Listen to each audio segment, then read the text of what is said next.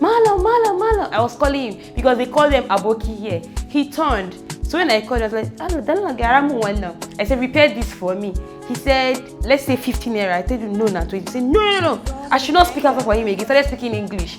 And I was like, Malo, some of them, that's how we used to cheat them. So I think it's an individual thing.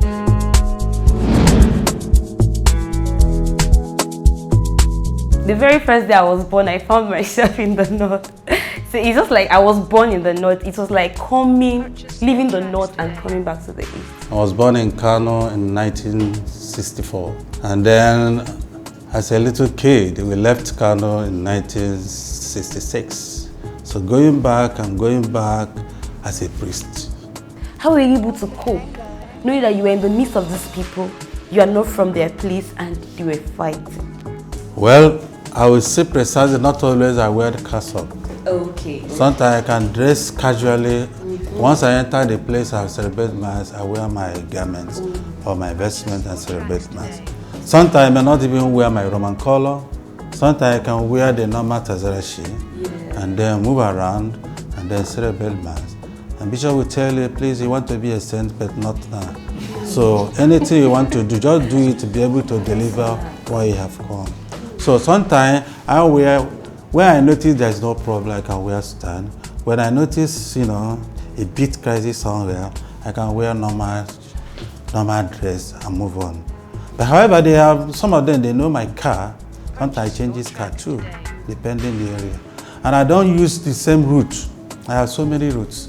Even when I was in Bayero University, when I was in Widale, when I was in Bishi, sometimes I change. Sometimes I can take car from somebody, go for Mass. When I come back, sometimes I take my own car. So it's not always, you may not even, if you are waiting for me from this angle, sometimes I follow the other angle.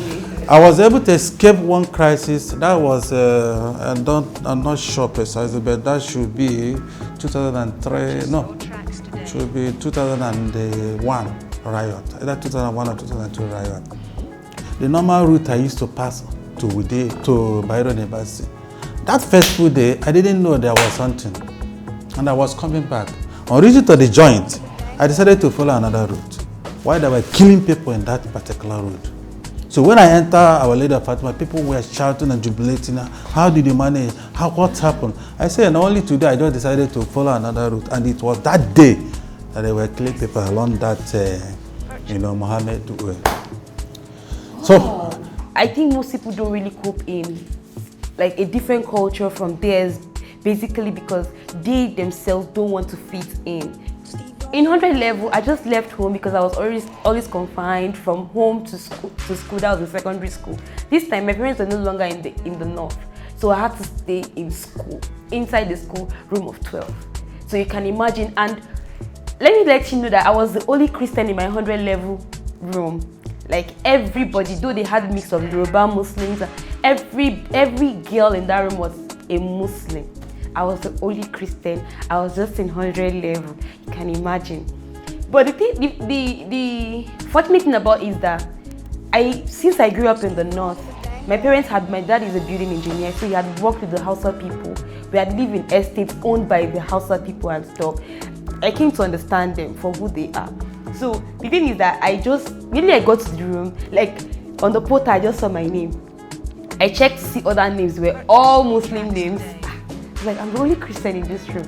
So I didn't resume school actually. I didn't go. So from my girlfriend's room, I'll go to class. There was this girl that came from Enugu, so we blended. She liked me, though I was not good in Igbo language. She's an Idoma girl, but grew up in Enugu. She speaks Nsukka like crazy. So when she saw me, she liked me, and that was how I was staying in her room for 3 weeks. My siblings did not even know I was not going to class from my room because I was wondering how I would cope. So I decided to stay in the room. So I started staying.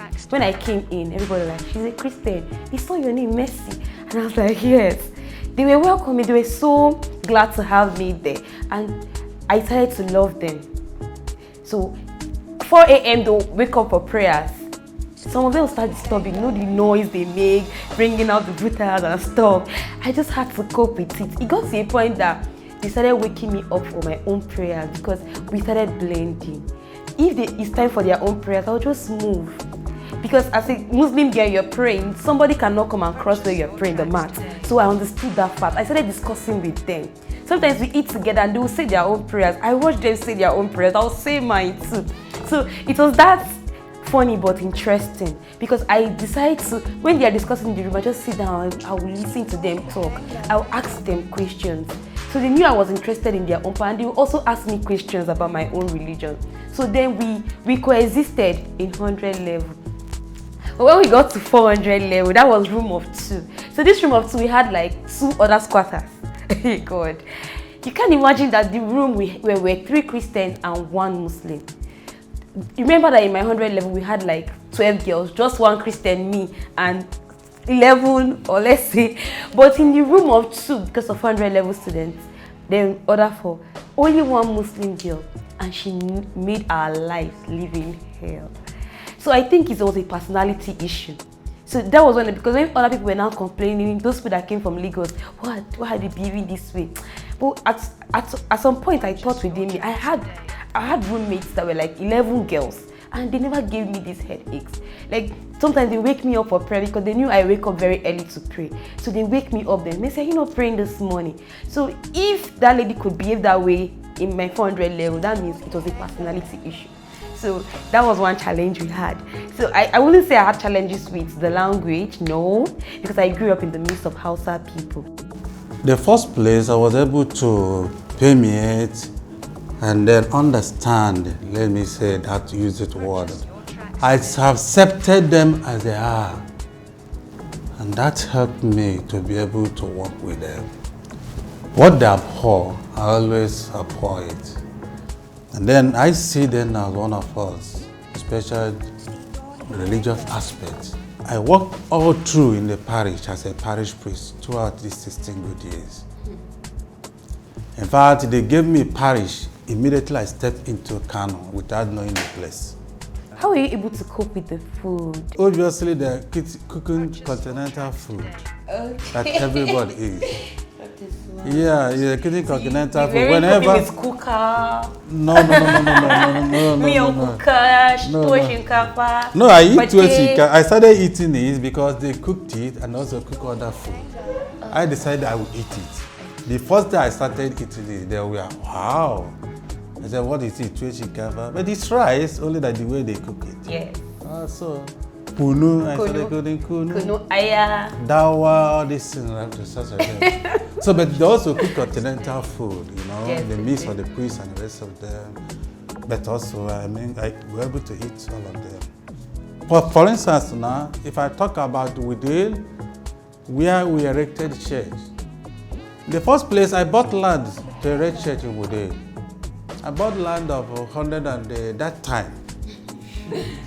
Yes, like I bought land 130,000. That is where I bought just a plot plus. My intention is to do what? To build a church there. Somebody, one Dr. Mecca, who also after finishing his service, he started working there. I told the Mecca, this is my intention. He now consulted them. The next day, I started erecting the foot X. That's red. And that's how I stopped the work. There's nothing I can do. After 1 month, I sold the place. 170,000. So I was again on 40,000. So for me to begin, I decided not to talk to anybody at all, my intention. Even my Catholic did not know. Even his wife did not know. Even Emeka himself did not know. That's how I started the whole one. Incidentally, I was a man, Patrick Ugu by name, from Enugu State. Patrick has a land. He started working on it. Actually, he had sand, he had concrete, and he had molded block. But later he decided not to continue.